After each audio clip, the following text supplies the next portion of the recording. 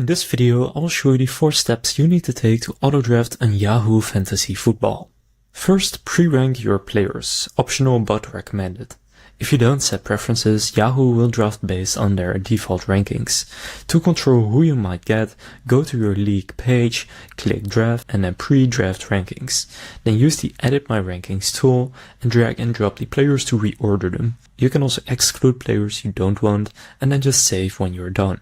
Next, to enable auto draft, you don't actually have to turn it on. Here's what happens.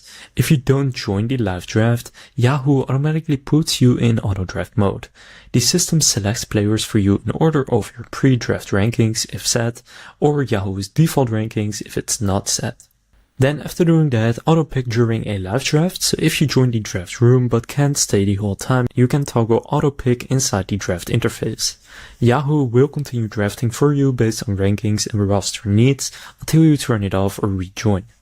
And finally, after the draft, so once the draft is complete, you will see your team under My Team and you can trade, drop or add or adjust your roster like everyone else. So now you know how to auto draft in Yahoo Fantasy Football. If this video was helpful, please consider leaving a like and subscribing to my channel. With that being said, we'll see you in the next video.